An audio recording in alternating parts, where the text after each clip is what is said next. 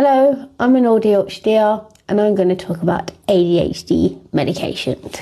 I will say this is my experience and we're not linear people and people are on different medications, there's so many of them and different side effects, different symptoms, blah blah blah, you know, all that shebang. So I've been on Ritalin for 4 years. I was diagnosed ADHD in 2021 at the age of 34. And there is still stigma behind ADHD medication. There are pros, there are cons. It's not a walk in the park. It is not happiness and light and bunnies. And I'm going to tell you why.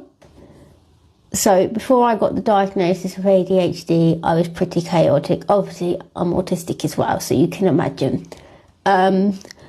I was diagnosed with combined type, that's hyperactive and inattentive, and some people can be diagnosed with one or the other, or like me, have both.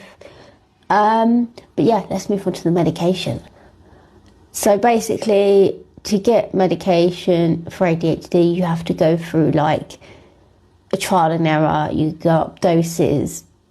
Do you know what I mean? It's a bit stressful, but it's a ball ache, but you eventually get there once you find the right dosage and which one you want.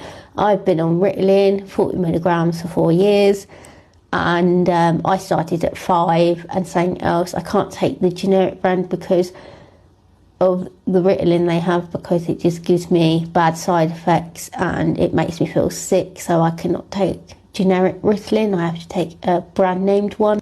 So before medication, obviously autistic as well, I was chaotic, I was very impulsive, I was a risk taker. I did a lot of things which I'm not going to mention here. But yeah, life was a roller coaster and then some. You know, my impulsivity was so bad. It was bad. It wasn't just the spending of impulsivity, it was many things that I would do impulsively and not think about it. And when you're recovering high functioning alcoholic, and at the time I was an alcoholic hiding and masking, that was an impulsivity for me too. And obviously it's more than focusing and all that lot. It's very complex. That's why the diagnosis takes so long.